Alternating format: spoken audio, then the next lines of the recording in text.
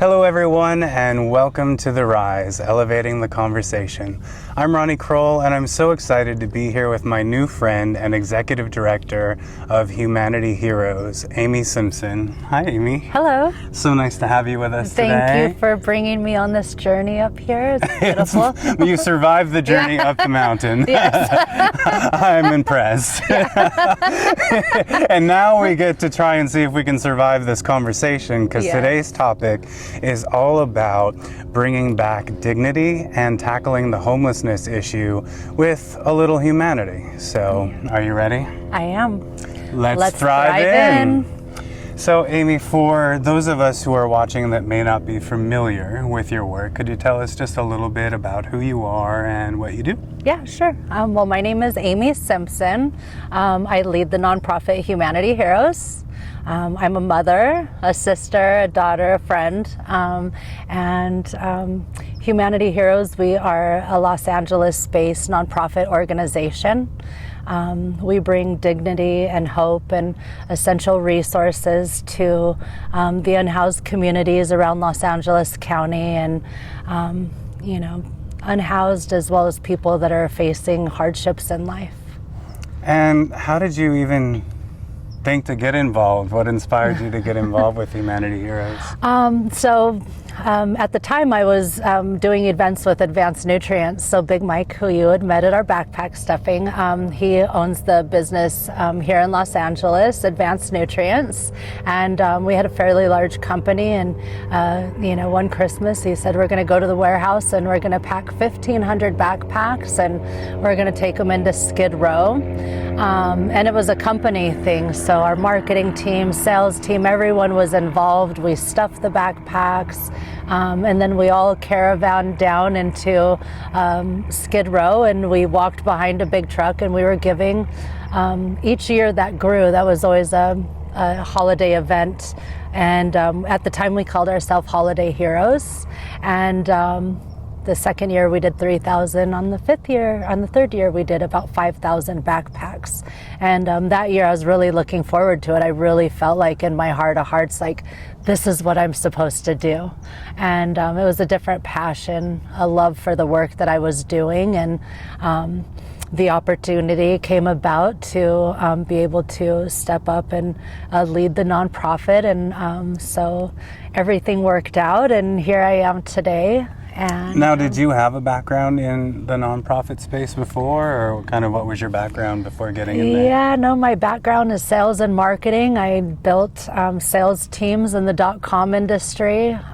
Internet marketing was a thing, back in the early 2000s, and that's what I had done, and a lot of world traveling and working with international companies. So I didn't really have, like the education or anything like that. So today I really love what I do because I feel like I'm doing it from my heart. I was just going to say that. Yeah. It feels like a very heart-centered. Yeah, it's by far the best job, if I should call it that I've had.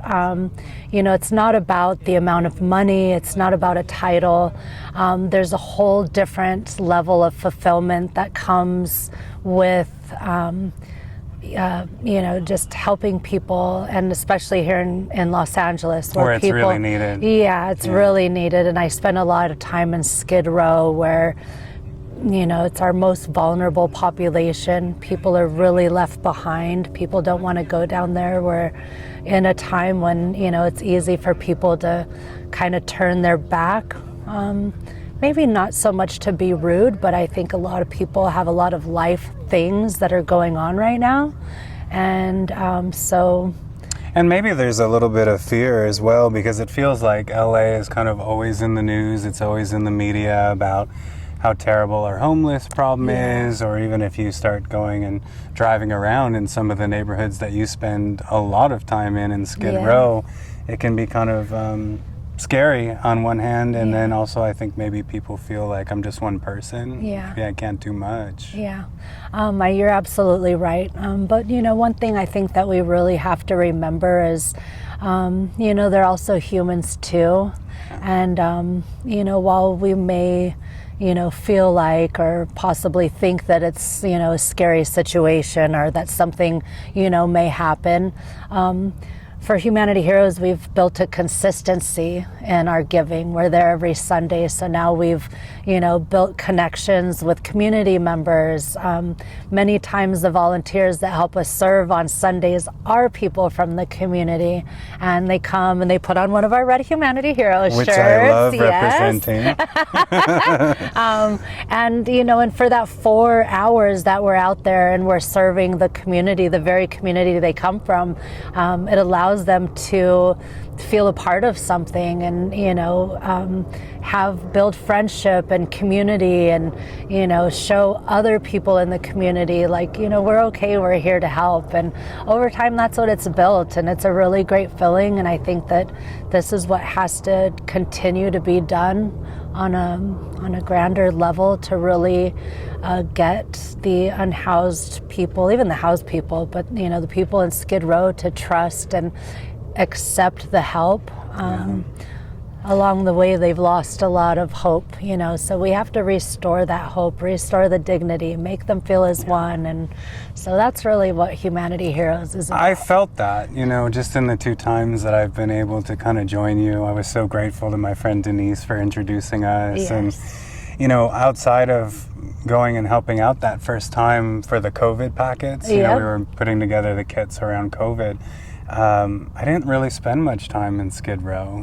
I think I was probably one of those people that tried to avoid it. Yeah. And when you really get there and you start to interact and talk with people that are living there, and there's definitely, some mental health stuff, there's Yes. some drug addiction stuff, but mostly you just see all these beautiful souls, and each one of them has a story. Absolutely. And I imagine that in your line of work you have a lot of heartwarming stories. Maybe you could share. Yeah, Share one with absolutely. us. Yeah. I'll share one about someone that's known in the community as Cigarette Man. Cigarette Man. Cigarette Man. How did he yeah. get that moniker? That part I don't know, but at one time I've known him now a handful of years.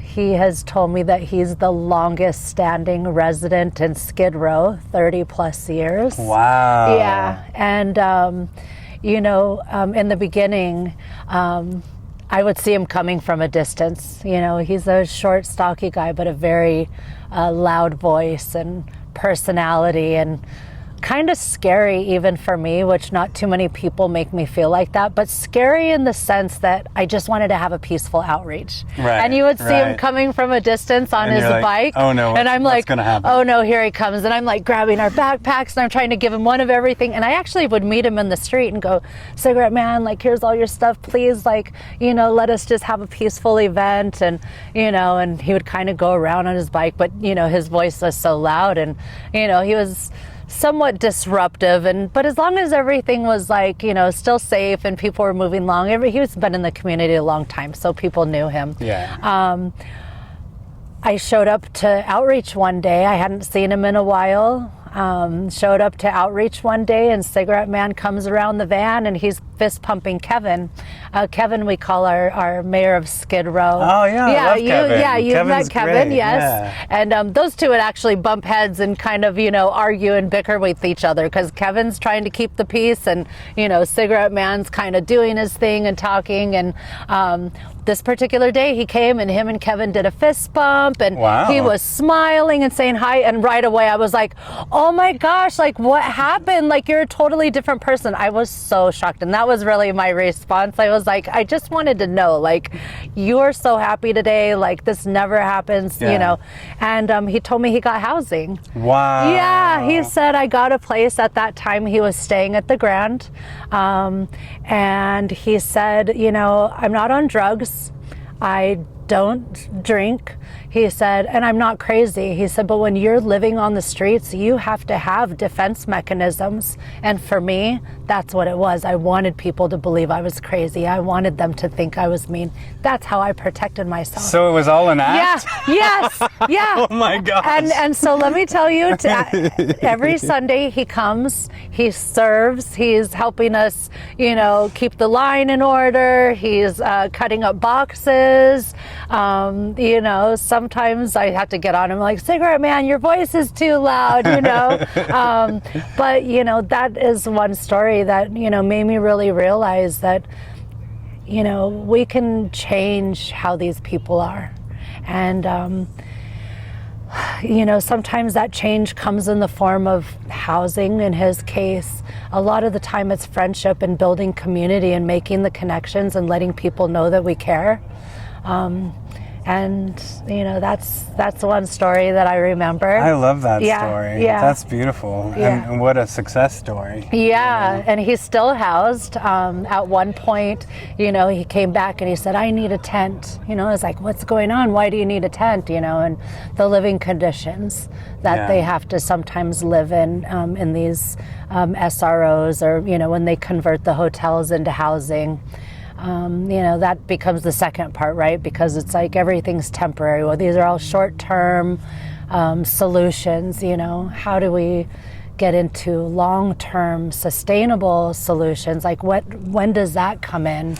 Well, you know, leading up to our chat today, I was doing some research just on the statistics on how many homeless people there are, and I think the number hovers around 70,000 Yes. in Los Angeles Los Angeles? alone. Yeah.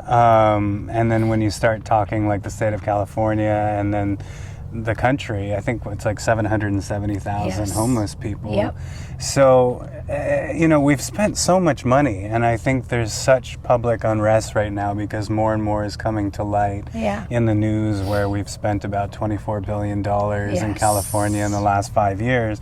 And you just kind of have to scratch your head and be like, well, where's that money being spent? Yeah. And has it really been put to the best use? So can you give us any sort of like boots on the ground perspective on what we're getting right, what maybe we really need to improve on, and what's the truth from your eyes? What are you Yeah. seeing, you know? You know, I'm just an observer in all of this, and I'm there to help, honestly. To me, and I know many people that are boots on the ground in Skid Row serving this community, we don't feel the money is getting to the streets. You know, the mental health is, you know, very bad. The drug addiction is obviously really bad. And, you know, the housing, if they're getting housed, there's no continued services. A lot of money is, yes, going out. Like, you know, we've heard it. Like you said, Yeah. 24 billion in 5 years. Like, a lot of great things could be done. But, you know, recently I had been a part of some court dates here in Los Angeles about the third-party audit, and just trying to track and understand where that money went Right. to. Has it been effective? You know, are people, you know, taking money from the, you know, from where it's supposed to be going, all of those things. And is it being like spent on administration and big salaries, you know, versus actually more of it going to actually help the people? so there, you know, there was a big audit that happened, right? Yeah. And they uncovered some things with some, you know, foundations that were getting a lot of money. We've seen a breakdown in some of our systems here with LAHSA and the county, and, you know, whether or not they actually pointed the finger at someone, I feel like that shows they found things wrong. There's something there. Yeah, there's definitely something there. You know, also too, what got me in those court dates is that Los Angeles hasn't had an audit since 1980. What? Yeah, isn't that crazy? Wow. Yeah, so I mean, I That's think before naturally. I was born. Yeah. So I think naturally, you know, people get comfortable and they start putting it. And, you know, what I can tell as far as, you know, when I'm there, I feel like people are collecting money, but they're giving less services to the community. And I think that's probably what happened. And I hope that, you know, through these court dates, maybe, you know, it's going to turn some things around and give opportunities to other nonprofits that are really in the community and building community. And because it will take everyone to work together. Yeah. You know, I think on the city and county side, you know, they're 8 to 5 people behind a desk. Right. That's where they're comfortable. Right. But the problem lies in the streets. Like, you Right. have to get out there. You have to build community. You have to get to know the people that you're trying to serve and work with. And if you don't, then you're always going to be a stranger. You're always going to be not trusted. And that's where I really felt the heart of the work that you guys are doing, you know, because you guys really are cutting through, it feels like, the bureaucratic red tape. You know, it's not a whole heck of a lot of talking and not doing anything. You're actually Yeah.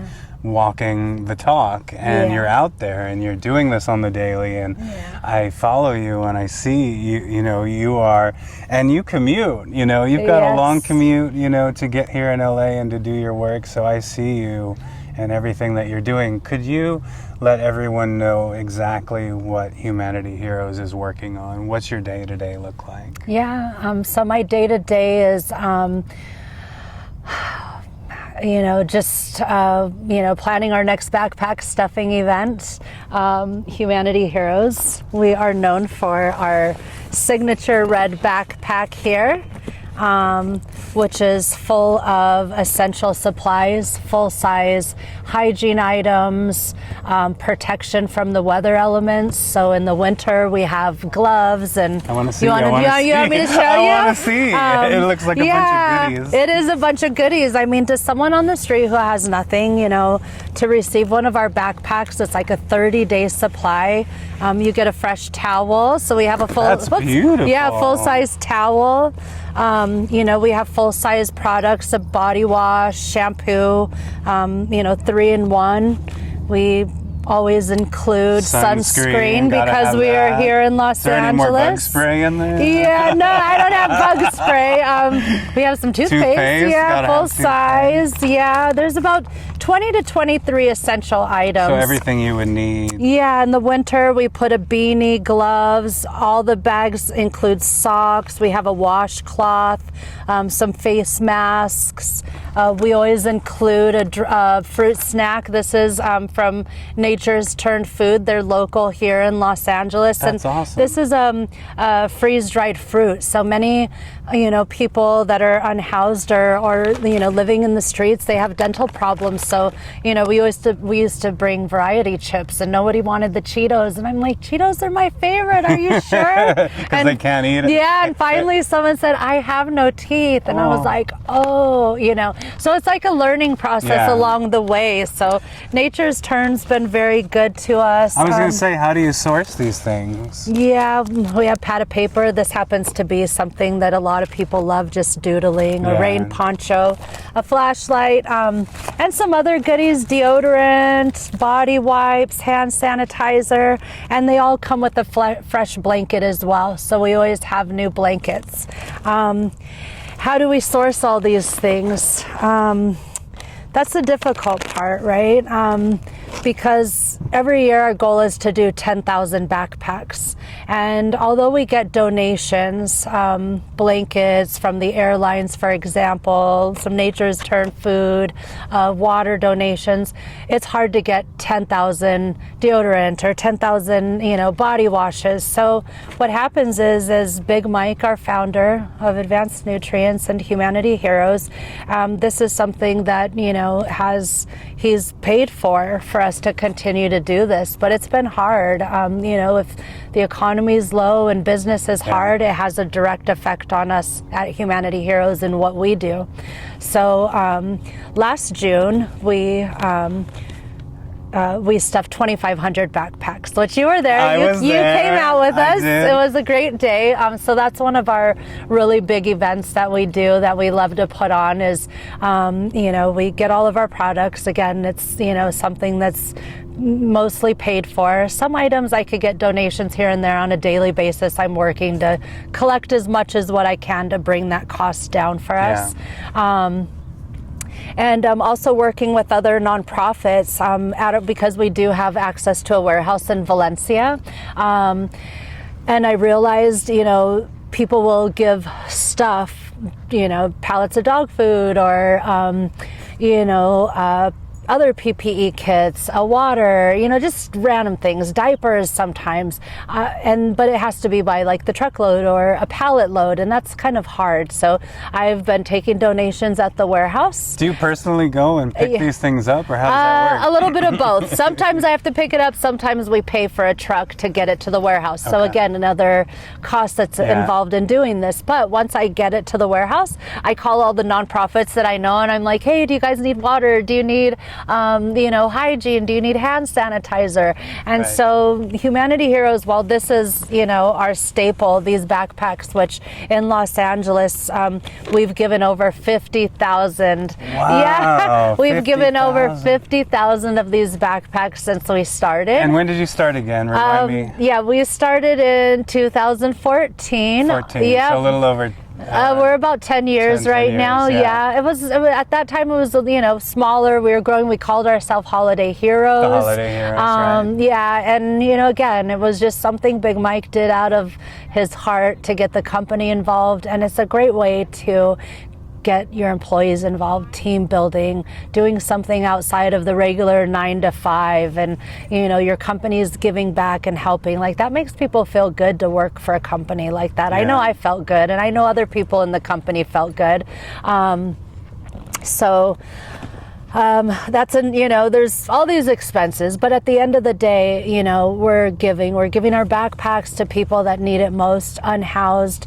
Every person has a story. We're helping veterans, we're helping single mothers, we're helping women that have been in domestic violence. There's families that are now living in shelters, living in their cars. This is like husband, wife, and kids. And so, to get this backpack is like 30 days supply that you could use money to buy groceries or something else.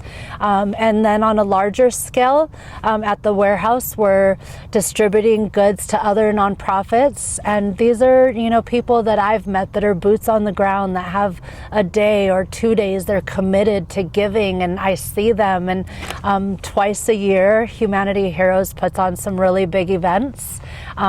We have in the summer, we do a Skid Row block party. I call it Skid Row United. Love that. And this is a very special day to me because it shows the community, the other nonprofits coming together and supporting each other to support the community. And our impact is really big. On June 22nd, this last June in the summer, our Skid Row block party, we had about 20 different nonprofits. Oh, wow. Yeah. So we shut down a whole city block. Okay. I go through the permitting with the city. We pay the city. Okay. We pay the city to shut down the street to serve the community.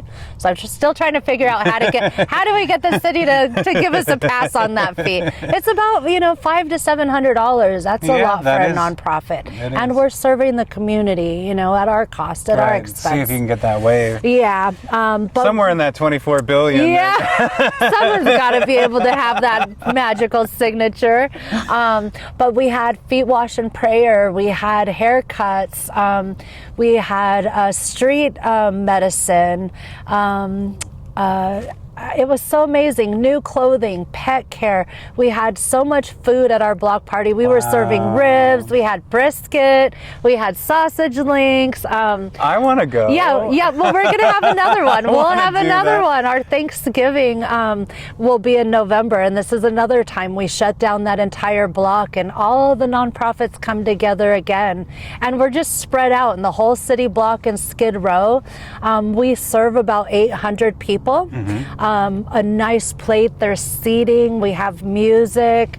It's just such a really special day. We get resources for mental health, we get resources for addiction, housing, job services. So we really try to meet the people where they are and bring all the resources to them. And I think that it's working. I mean, everyone has such an amazing day. The feedback is amazing.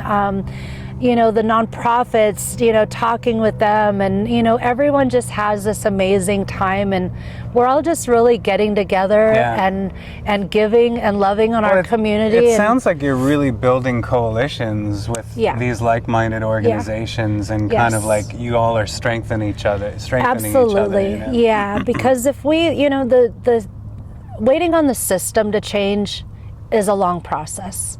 And there's people that are dying. You know, LA Times wrote that only 7 to 8 people die every day in Los Angeles of homelessness. Only 7 or 8 people. Yeah, that's not good, you know. So waiting on the system to make change takes a long time, and it will take too long for some of these people. So when us community-based organizations get together, we're like giving immediate relief to the community, whether it's through hygiene, whether it's a smile and a conversation, a blanket and a pillow. All of these things that we give are things that are so easily, I think, taken for granted when we have it. Like if our blanket's dirty, we throw it in the washer and grab another one, you know. We don't even think twice about what a blessing that is. Yeah, yeah, you know, I mean, you know, at home, you know, 5 tubes of toothpaste, you know, like we have stockpiles of things. There's people that don't have anything. And, you know, even when they get housing, they get a room, but there's no blanket, no pillow, there's no hygiene, and they're just put in this room to deal with their own mental health, their own addiction. You know, it's like, where's all the resources? There's a lot of money going out, but... So, I mean, we have talked about this before, that one of the biggest challenges facing Humanity Heroes is getting the financial resources that you need, because you're doing a lot of it. You're grant writing, you're trying to reach out to find other sources of donations. But you said to me one of the reasons that it was difficult is because there's not a heck of a lot of money going to kind of like service like nonprofits. Human services. Human services. Yeah, so, you know, things are broken down. Like you have mental health, which, you know, obviously is a big problem. There's a lot of money there. Addiction, you know, children, families. There's all these different categories. Right. And, you know, our backpack, you know, is under human services. Right. You know, so I don't know if that's what the challenge is. I feel like that's the challenge because everyone that sees, you know, what we do, our backpack, like even city officials, you know, Catherine Barger's been out to outreach with us in Skid Row. Like everyone loves what we do in these backpacks and how much thought we're put in here. And, you know, I know they make a difference because I see these backpacks, some that are 5 years old and they're still being used. Last week on the news, you know, there was a man holding a baby, and they were just talking about the weather. It had nothing to do with Humanity Heroes, but when he walked away, it was the Humanity Heroes. Yeah, I was like, oh my gosh, it was so cool, great. you know. So, yeah, I don't know if it's that category. But funding has been very hard. But it's not just me. Like, again, I work with a lot of nonprofits that are boots on the ground. It's a difficult time for all of us, for everyone, especially in the work that you're doing. Yes, absolutely. So thank God for Humanity Heroes that we have Big Mike, but, you know, we can grow bigger. Like, I would love to make, you know, 10,000 backpacks 4 times a year and, you know, do the big stuffing events, which you were a part of, which I know you gave me feedback as well. You have felt really good after you left. You had a great time. That community that you're building it's real. You know, you show up and I made new friends and you had, you know, great people on site providing food and water. You had a DJ. You got great tunes. I mean, there's no better feeling in the world knowing that, you know, it didn't cost me anything but a little bit of time to go out and have all this fun and make some of these backpacks. Yes. And I just see this vision as being something that's so needed, and especially in a time and age when we can be at each other's throat with all the politics of the day. Like this, the heart of this story, the heart of this organization is something that I would really want to see be shared with everyone. Absolutely, you know, hence why I want to be talking with you, and maybe you can tell everyone that's watching here locally in LA how they can get involved and how they can help, and across the United States. Yeah, you know? absolutely. Where can we find you? You know, what can we do? Yeah, well, our website is www.joinhumanityheroes.org. And there there's a volunteer link, there's a donation link if you would like to donate to our cause. Our social media, Facebook, Instagram, at Join Humanity Heroes. I think those are really the best places to follow us because we post social media of our events. If we have an event coming up, we put up a flyer just to let everyone know. We have a lot of people that follow and volunteer, and just kind of it's a easy way to communicate, and also to learn more about the events we do, the communities that we work with. So our social media is Join Humanity Heroes. In November, on Sunday, November 16th, we will have Thanksgiving in Skid Row, and so we will shut down the city block. Already we have showers being donated, so we'll have a big shower unit, feet wash and prayer, haircuts. I talked to the chef actually this morning, and she's like, I could cook for 1,000 people. I'm like, you can? I'm like, okay, I'm going to support you. Let's do this. So we're going to go for it. That's amazing. We're going to really do our best to serve 1,000 people.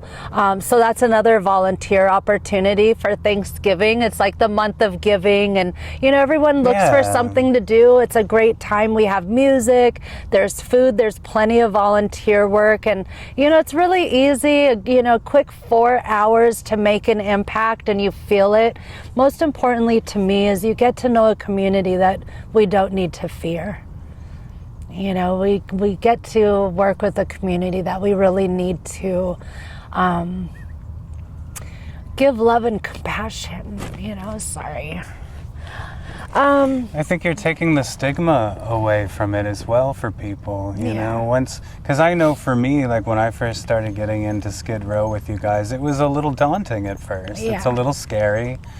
You feel a little out of place. You don't know if you're safe or, if you're welcome there or not. But we realized very quickly, because of the groundwork that you guys had done, because you had built these amazing relationships, I was safe. I was more than safe. Yes. And I had fun, and I got to know these people. And I wasn't afraid of looking at them in the eye anymore. Because I think a lot of times we kind of divert our eyes away sometimes. For a number of reasons. Yeah, it is. It's a lot sometimes. Back to events. December 13th, it's a Saturday. Our goal is to stuff 5,000 backpacks. So we're launching, a friend of mine, Steve from an insurance company, Heffernan Insurance. He's been a great supporter. And he's put together a GoFundMe online, and he's very motivated to, help us get to that goal of 5,000. Is that all? We need to raise more than that. I know. Well, no, not $5,000. 5,000 backpacks. Okay, so how much do we need to raise? I want a number, because I want everyone to go to the page and donate what they can. Absolutely. What do we need? What's the immediate need? Yeah, the immediate need would be a good $50,000. That would be the baseline. That's just paying really honestly for the backpacks. These backpacks, which are durable, after we stuff everything, it holds about 12 pounds of goods in here, and you'll see they're reused. I've seen some that have like graffiti all over. And you see some that are very worn. What do I got to do to get me one of these backpacks? Well, this one is your gift right here. For me? Yeah. You shouldn't have. Yeah. Another quick story to share. Yes, I want sometimes story. we do events, and I did one with actually a group from Bank of America, and they're all Bank of America workers. They were not homeless, but many of them said, oh, well, at the apartments I live, there's homeless people that live outside. And so that day we gave all the backpacks to all of the workers and asked them, to give a backpack to someone in your neighborhood. So one of the girls, she had put her story online. There was a homeless person that lived, on the street outside of her apartments, and she was fearful. Sometimes walking home, she would wait to cross the street till she got past him.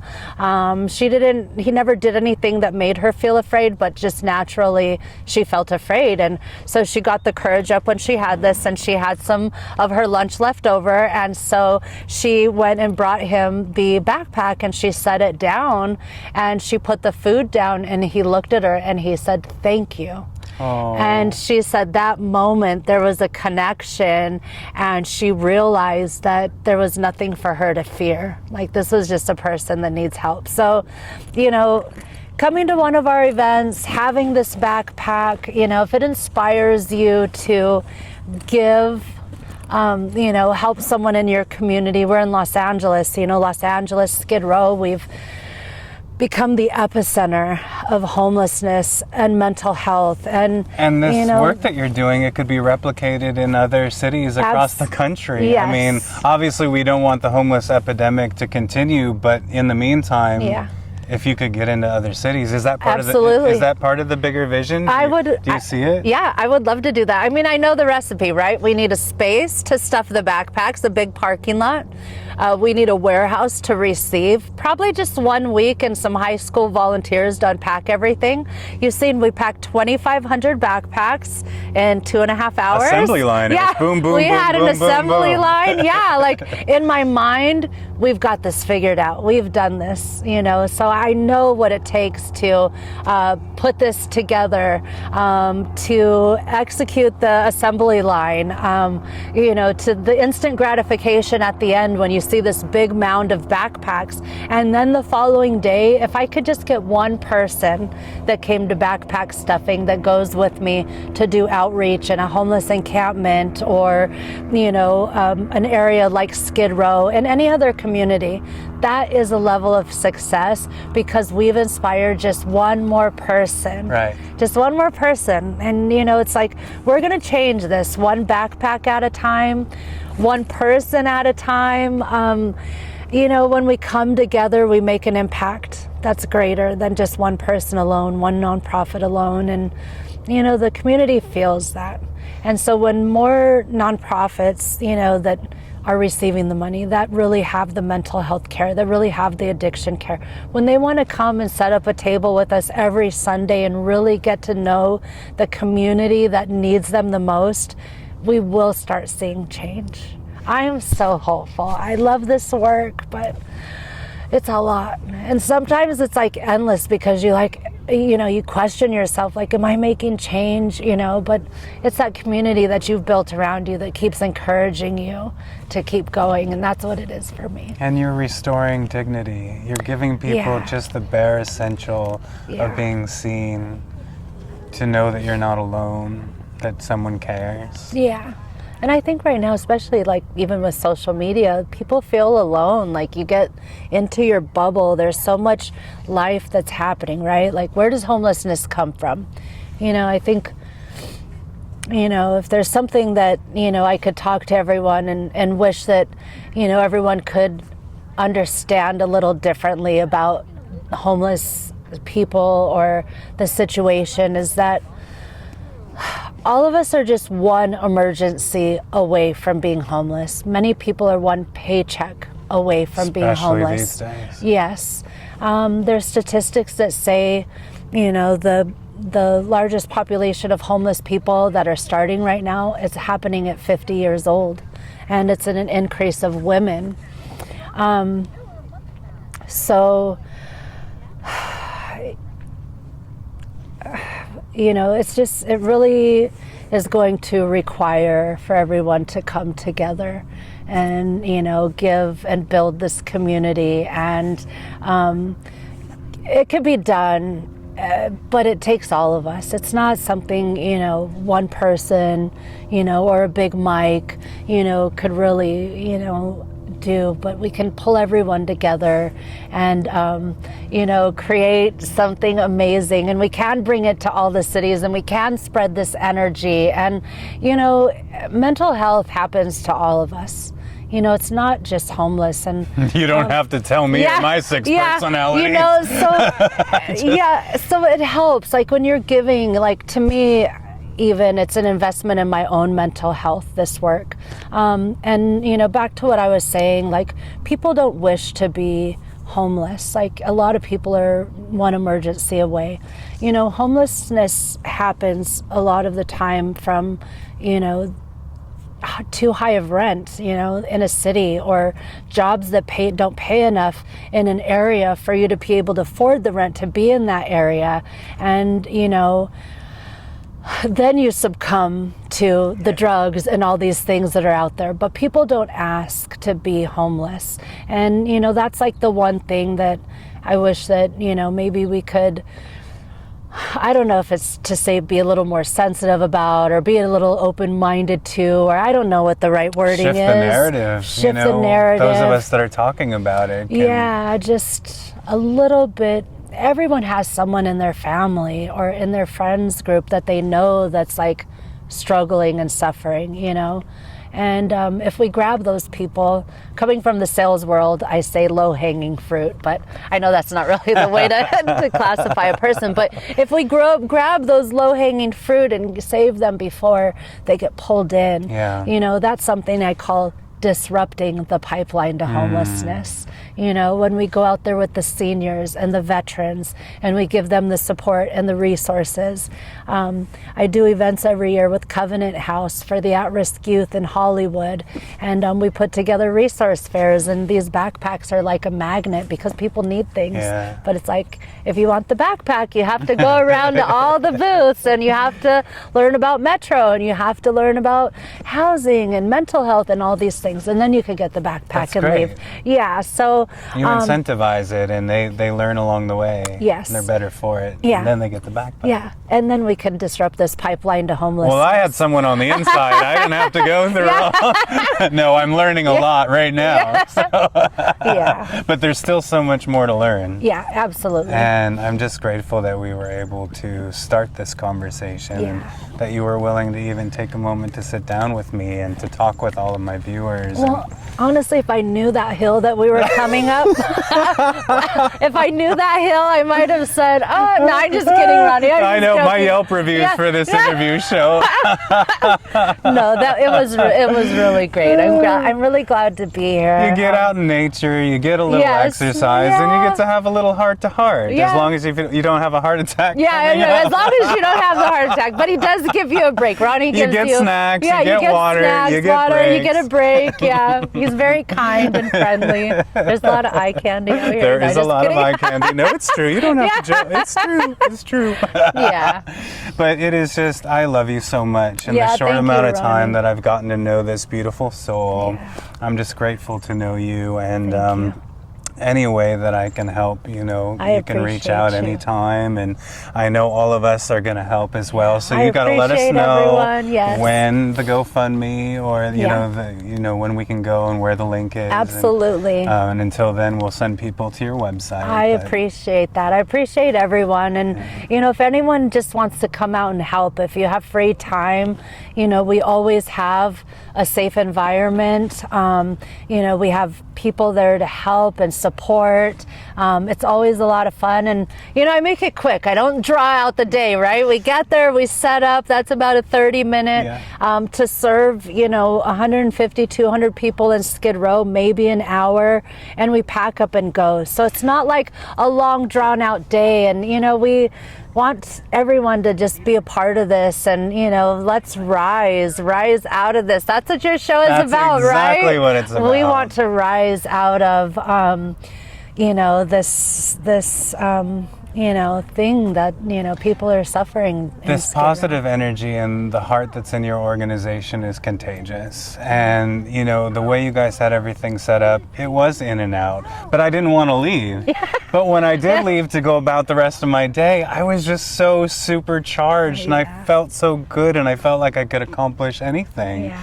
And you guys set the tone for that with Thank this you. organization. And I see the bigger picture. I see it Thank going you. everywhere and being everywhere. I would love that, a big picture, to be able to do this and spread this and get people involved. Kids love to do this. Packing a backpack, oh my gosh, the kids love it, It's like start them young and that compassion, put it in there and let them know what it's like to help. And, I think that also too builds strong character and, growing up and not being fearful of things or humans friends, you know, like, Yeah. so there's so many different levels to this, and, you know, there's an opportunity for everyone to get involved some way, somehow. And, you know, sometimes people say, well, I have my own problems, you know, how can I give to someone else and I could barely, you know, when you give, you get more in return. And I'm a firm believer in that. And I think that you have that too. It sounds cliche, right? Because Yeah. we hear it all the time. When Yeah. you give, you know, you get in return, you get more than you ever give. Yeah. But, you know, I think when people, especially today, are in a state of fear, or we get that fear is paralyzing and you want to hold on tightly to everything, whether that's your time or your resources. Yeah. But something really magical happens when you give. Yeah. You know, it really is. Yeah. Being generous with your time, with your spirit, Yeah. if your resources, if you have them, Yeah, absolutely. it comes back. Yes, it does. And it's already come back because our friendship Yes. and getting to know you. Amy, I cannot thank you enough from the bottom of my heart. I'm so glad we've become fast friends, and Yeah. you've inspired me, and you've Thank you. actually warmed my heart because I was becoming quite a Scrooge. Yeah. You know, I was getting into a really dark place, and actually meeting you and getting to spend some time with you, and you know, you put me to work, and it really has added a lot of value to my life, so I'm very grateful. Yeah, thank you. I Yeah. appreciate you. And I just want to say thank you to everyone for watching, and as always, I love you guys so much. Shall we? Yes. Let's rise. rise.